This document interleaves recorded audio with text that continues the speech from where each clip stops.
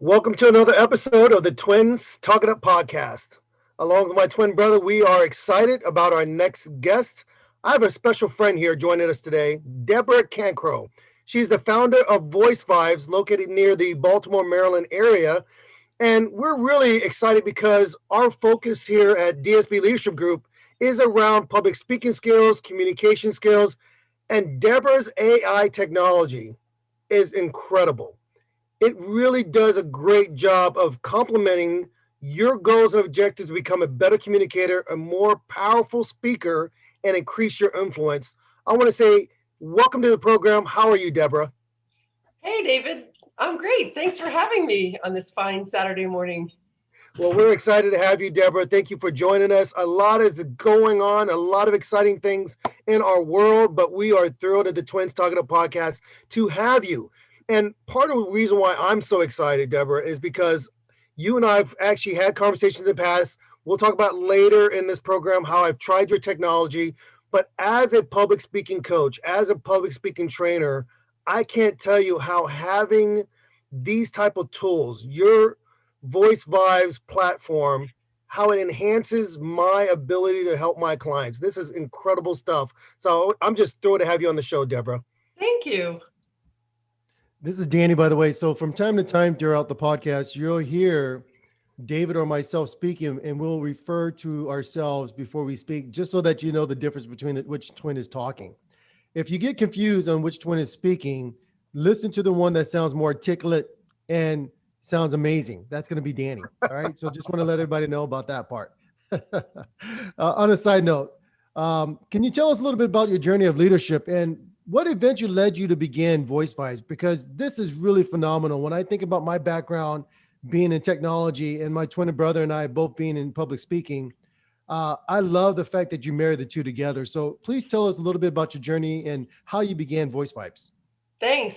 Yeah, it's a pretty unusual story, I think.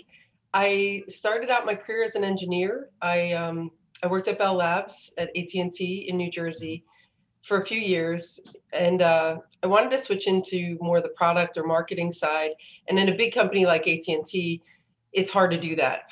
I was in the operations technology center, so I left and went to a startup and became their marketing manager, which was kind of crazy. And looking back, um, that was a hard jump. There was a lot I didn't know about marketing, but I learned through trial and error. That is my learning style. and and then I went to another startup when I moved to California with my husband and got married, and I was a marketing manager there.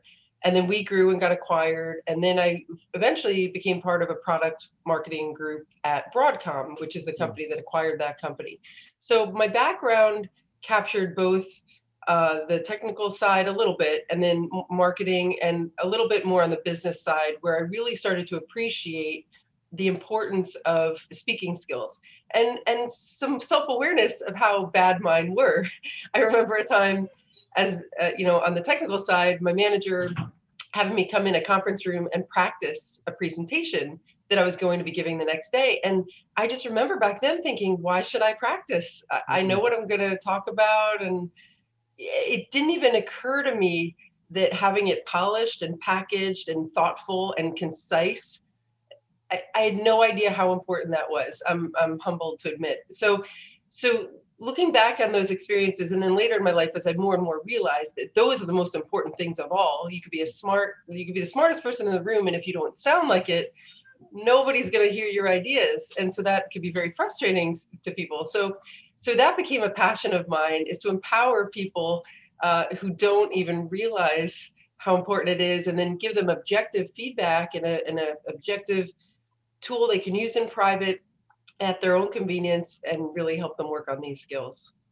I Wow. appreciate you sharing that, Deborah. This is Dave. I love how you, through your own experiences, learning about yourself, saying, if I'm an executive needing to improve my public speaking, needing to improve my presence, I know there are other professionals out there that could do the same. So, voice vibes, Deborah, you talk about vibes. What are the vibes? I know that there are positive vibes, there are negative vibes, but explain what the vibes are and how understanding what these are can help us as professionals become better speakers. And then how can people use voice vibes to grasp how they're being perceived by their listeners? So your first question, you kind of answered in the second question. Vibes are exactly that. They are measuring how you're perceived by others. Okay. That was our goal, to help people be more self-aware.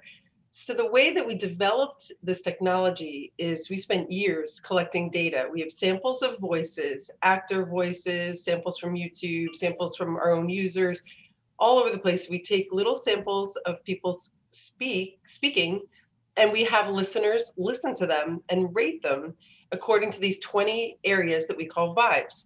So some examples are captivating, confident, authentic, personable. On the negative side, boring, detached, nervous, arrogant. So we've 20 different vibes in all, and we've collected millions of data points of people's perceptions of voices. And then, excuse me. And then with that data set, we trained our artificial intelligence to make these predictive models that then when we take in new voice audio, we can predict how people would score that audio in these 20 categories. Wow, that's this is Danny, by the way. So that really hits home with me when I think about in the field that I'm in. I also began my career in telecom, then I moved over to data and in the data center space. We have a lot of organizations with a lot of data that's unrest, and we tell them, look, you have data. There's public data. There's private data. Let's go ahead and create a data warehouse. Let's apply some machine learning algorithms to it. Let's go ahead and pull it all in and determine how we can profit off of it. And I would never have thought, look, let's just take all these data sets from people speaking and let's put something together to help them. That is phenomenal when I think about just that on the side. So let's stick with the research.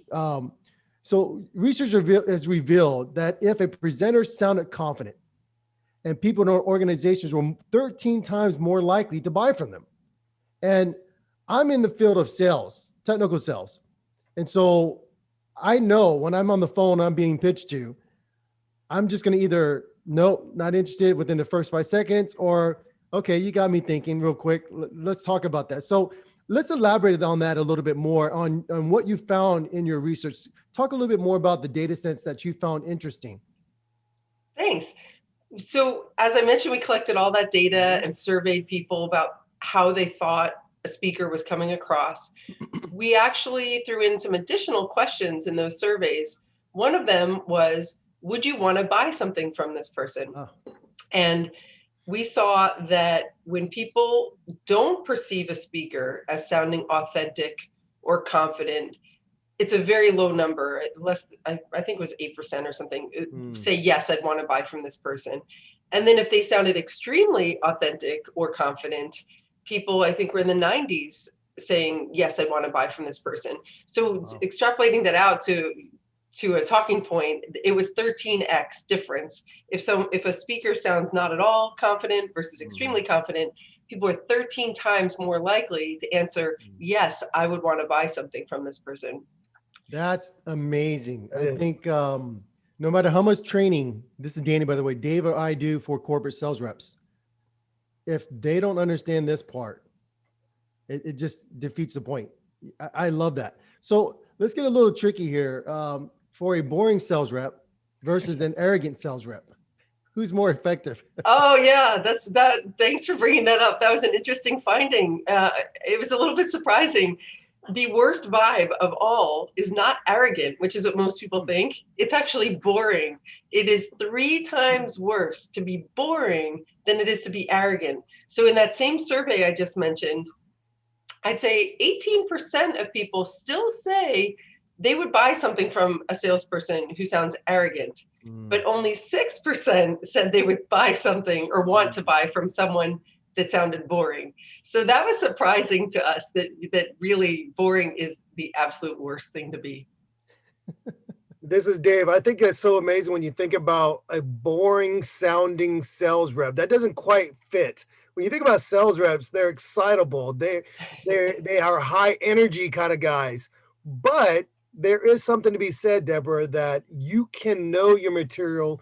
You could be technically sound, but if you come across in a way that can be perceived as boring, then it tends to cut off the listening it tends to cut off the interest. And so Exactly. they rather get someone who's arrogant or somebody who's confident in their abilities to share their products or services than someone who actually sounds like they're not even interested at all. So I love that. Exactly. I love that. So I'm not Benjamin Stein here. We're not going to talk about the wow here, right? So here's the question I have for you. Deborah and I have had conversations before, and she and I have worked together, and I've uploaded one of my speeches. And I did this from my speech I gave I was a keynote speaker, and I was asked to speak on a certain topic of branding.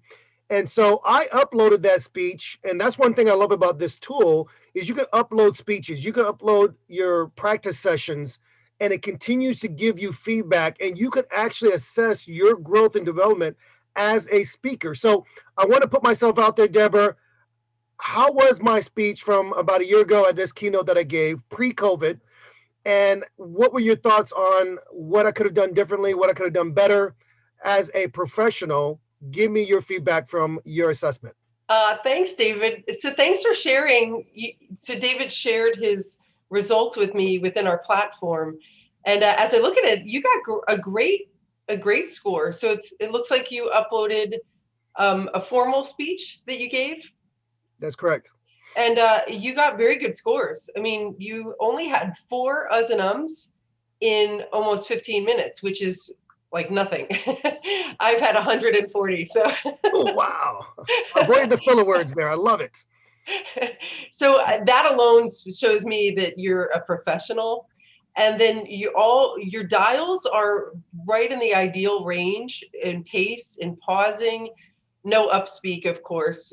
Women usually struggle with that more than men, but you don't have that. Your variety and your volume and your pace and your pitch all show that you've achieved what good speakers do, which is sounding natural. So we can tell through our algorithms if you're speaking in a natural, authentic way, or if you're kind of forced or in a repetitive pattern, and you're not doing any of that stuff. So the only feedback it gave you was on strength of opening. It said that you could have had a little more enthusiasm in your voice in that first 30 seconds when you opened. So I don't recall, sometimes when you're uploading a speech too, maybe there was someone was introducing you, or maybe people were clapping, or there might be something in the audio that tripped that up, or maybe you had a story that was very serious, which is also a good way to open. So strength of opening sometimes has reasons why, that could be low and still be okay. But other than that, your scores look perfect. Deborah, I'm so inspired. Thank you for encouraging me.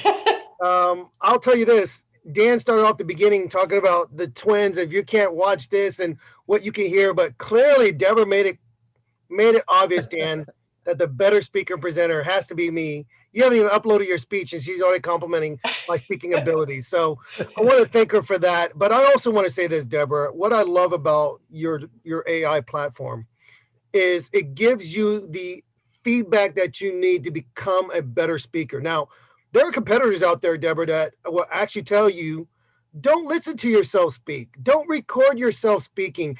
You're going to overly critique yourself. You're going to actually hurt yourself negatively, feeding yourself all the things you don't do right.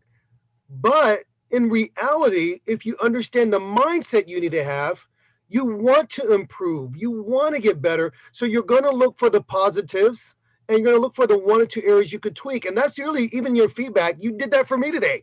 You said, Dave, you did this well, that well, this well, but here's an area I would focus on. That to me inspires me to want to be a better speaker. And it further reinforces the reason why we need to have this type of technology, why this is so valuable within the corporate spaces. Deborah, would you mind sharing maybe a story of a professional or an organization that implemented Voicevibes and they've seen dramatic results? Because I can't tell you how many times clients I've worked with have expressed how happy they've been seeing themselves grow. But give us an example or show us a story of where you've done this and how you've seen it change a corporation or a culture of an organization.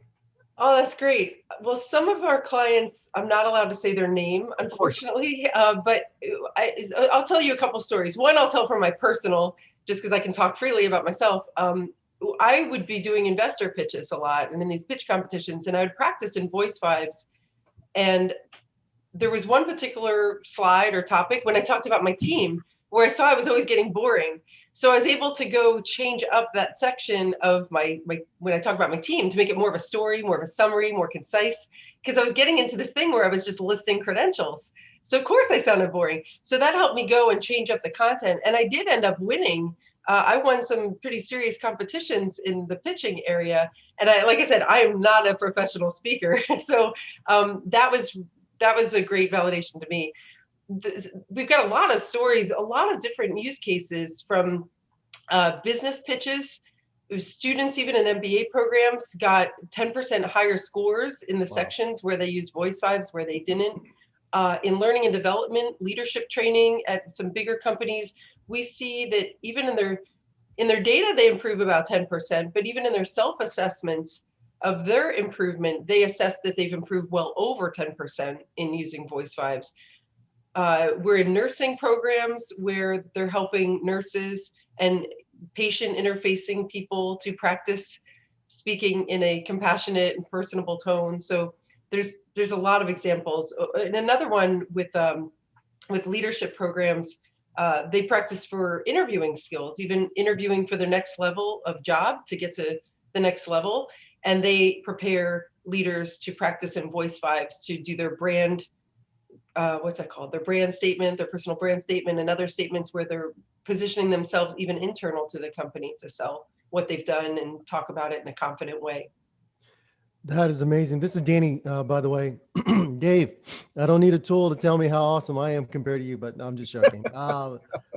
Kudos, everyone. My brother's an amazing speaker. We just completed a public speaking course for sales reps.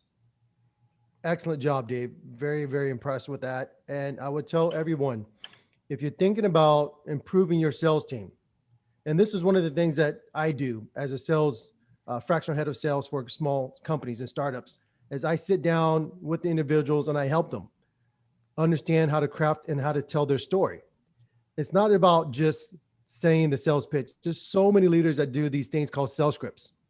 Yes. You get on, you repeat it. It doesn't matter what really the response is of the person you're talking to. You got to get to your sales script so that you can meet your KPI. How are you helping managers and directors utilize your training tool to help their sales team to be more effective in presenting themselves to customers? Because I feel like you said it perfectly, so elegantly when it comes to doing your pitch deck, when it comes to doing presentations or competition speaking, or even trying to get the next promotion. It is so valuable to be able to understand your speech, and your tool does that so well. How are you effectively helping managers and directors and of people who train sales reps to do this as well?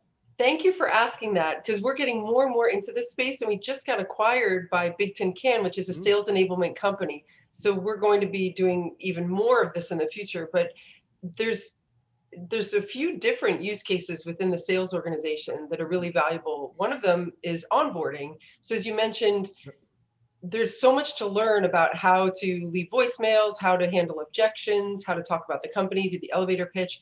And so our platform is used as a scalable way that managers can not only have people learn that content, because there's lots of ways today people are doing that, but it's a way to, at scale, to validate that the reps are owning it and saying it in an authentic way, not in a scripted way. So we can use automation to make that, to offload the managers. Because right now we see so many companies are using tools and they have sales rep practice a pitch and then they submit it.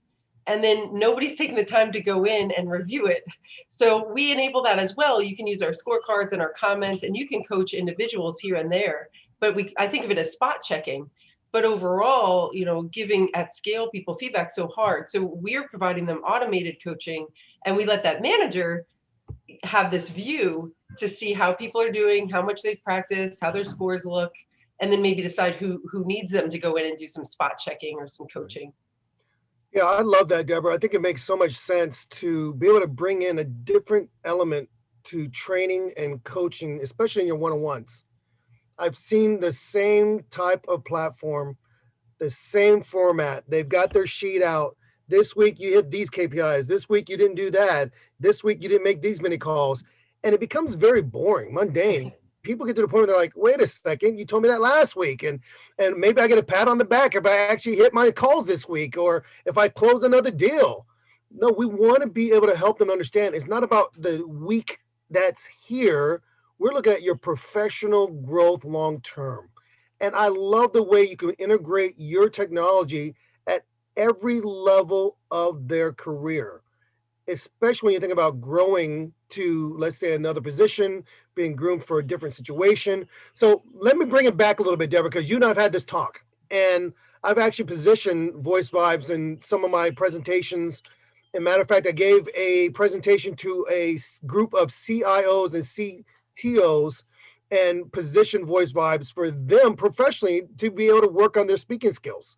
So how can you, and I can tell you from my position as a coach, but how can you position your technology to help coaches with their clients? Because I think initially coaches might get insecure thinking, oh no, you can't take my job, but there's a way you can marry them together, and you really need to have both, right?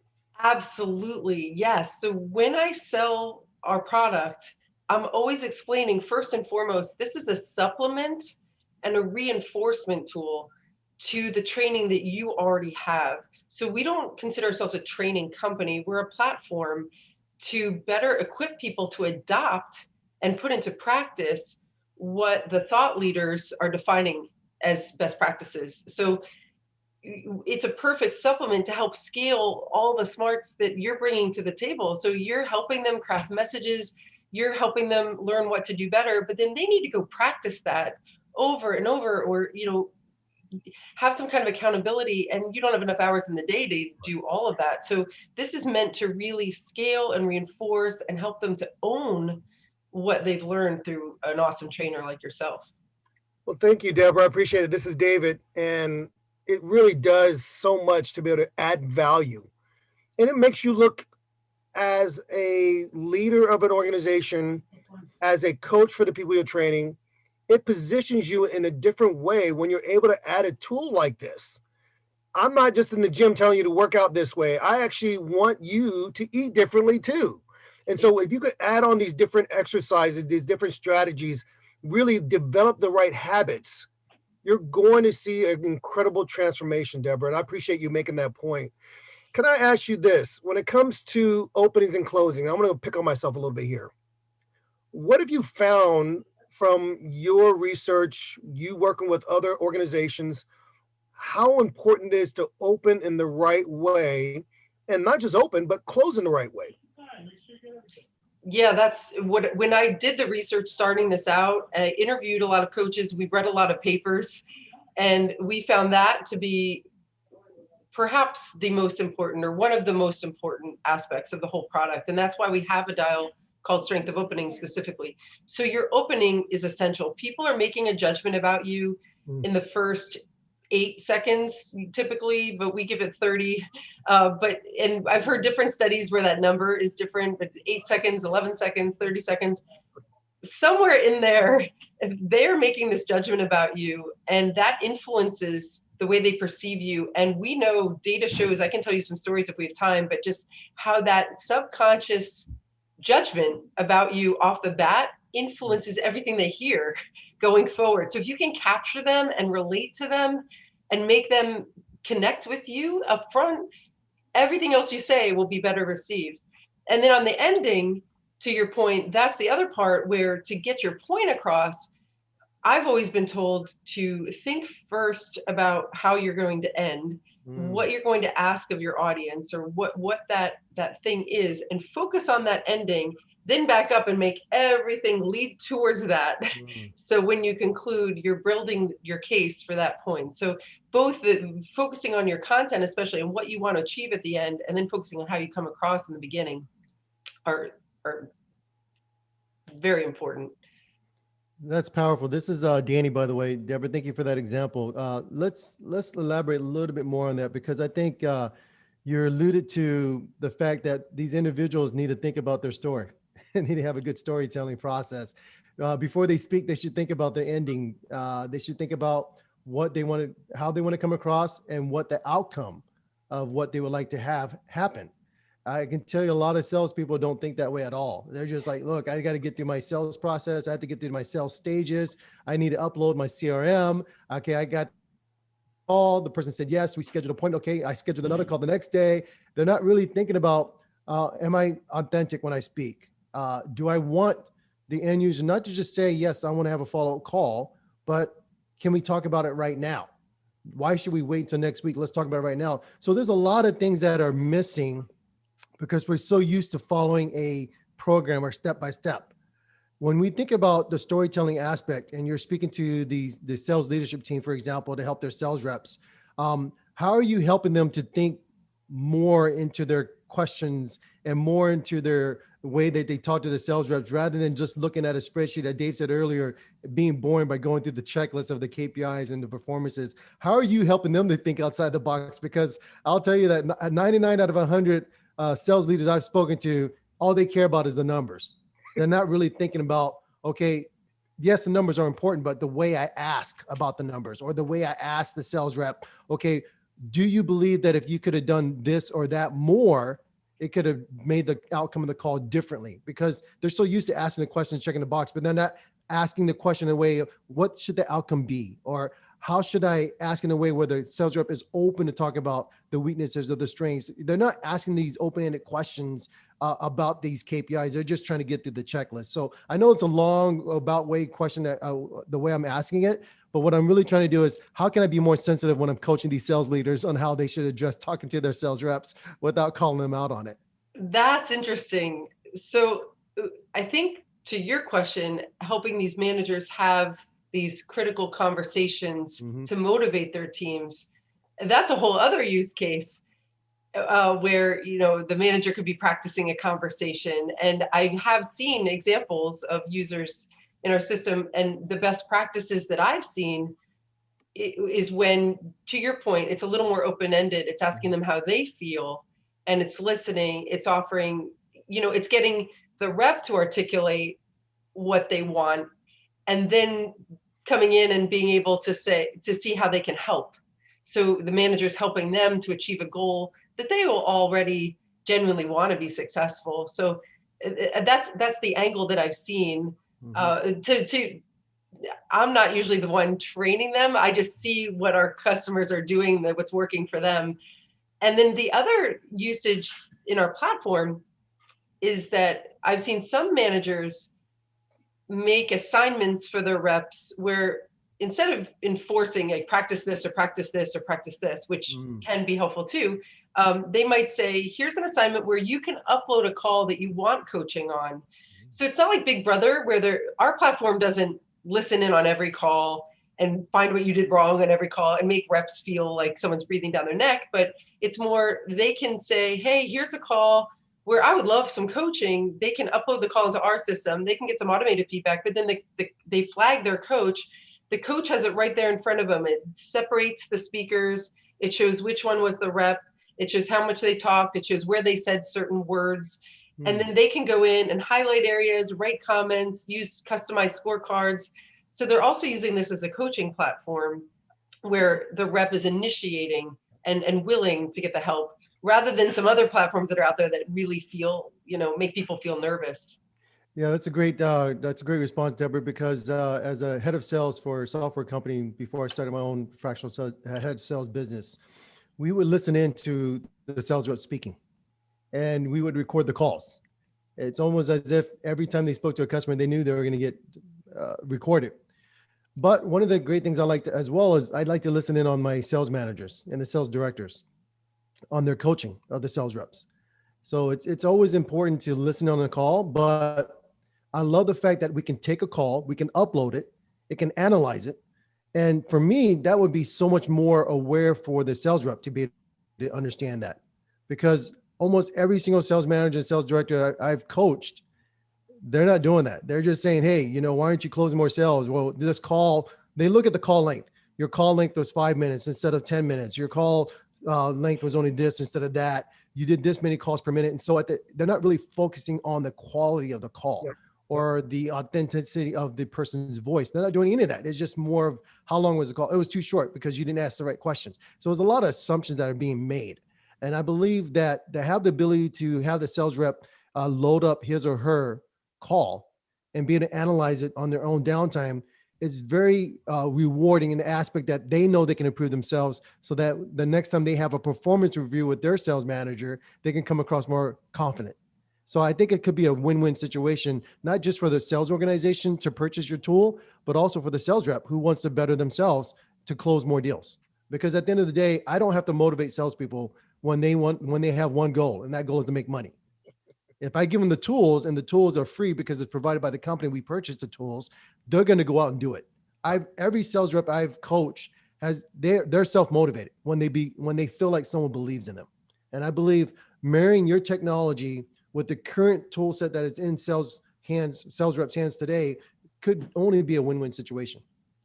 Well, thank you. And I love your point that also, especially now that managers and their employees are oftentimes meeting over Zoom and not in person. If you were coaching me right now, we could take this Zoom call, and we've got an import button in Voicevibes. We could just upload it, and then your boss could coach you on how you coached me. Love it. Love it. This is David, and I will say there was an area of looking at Voicevibes that made it so simple. You could literally just take your speech, your call, upload it instantly, and then be able to get that feedback. I really appreciate that, Deborah. Can I ask you any stories? I mean, the fact that you've now grown this organization, this company to a point where it can be acquired, and someone came to you and said, I love what you're doing. I can see the impact you're making. We've got to have you. We've got to have this. Any other stories you might want to share with our listeners? And by the way, if you are listening to the Twins Talking Up podcast, I want to encourage you right now to hit that subscribe button, give us a 5-star rating, and continue to support this program so we can bring incredible leaders like Debra onto this show. But back to Debra here. Any other stories you might want to share with our listeners? Any thought that you might want to provide to say, this is how I know it's making the difference? Because you started off Voicevibes really for the educational space when you think about universities, and now corporate America is taking it. They're loving it. They're running with it. But any other stories you want to share with our listeners, Debra? There's one other area that's growing, and we're hearing a lot that this is a need for salespeople. So I'll mention this one is subject matter experts often will get brought into the deals, right? So on these big enterprise sales, some of the salespeople have prepared, and they're going to make sure that they're polished, but then they bring in other team members to help close the deal. And what I hear over and over again is sometimes it's a very nervous feeling. Like, what are they going to say? How are they going to come across? Are they going to just go off in details? And so Voicevibes is also a very helpful tool to help the sales person that's coordinating the deal to have everyone practice their part of the presentation and make sure that they've practiced. You can have them do it, listen, make sure they're concise, and make sure that they're self-aware that they're boring, because those types of people are more oftentimes, we can get boring. So it's a way that you can control that process a little better. And I hear a lot of stories how that's really adding value as well. Well, I appreciate you sharing that, Debra. And this has been such an exciting time with you. One thing I will share with our audience is that when you get to spend time with Debra, you see how genuine she really is, how passionate she is about professionals and their growth. And she is super authentic. She talks about her children. She talks about her family. And even in one interview that I was able to glimpse of Debra and what she caught, even as a parent, her parenting skills, how she spoke to her children. These were things that she picked up on, and it really has lasting impact, lasting value, not just for you professionally at your workplaces, but you're going to find that using this type of a tool, using Voicevibes, is going to help you in your personal life. It's going to help you with your relationships, whether it be with your children, whether it be with your spouse, in your community. This is what this is about. And so I'm grateful that Debra was able to join our program today. Debra, you are fantastic. Thank you for working with DSB Leadership Group. I appreciate our ability to look at how we can partner together, use your technology to really enhance my offerings and my services. I am thrilled that you were able to join the Twins Talking Up program. Thank you, Debra, for joining our show. It's been a pleasure, and I'm delighted to be a partner with DSB. You guys do awesome work. Thank you, Deborah.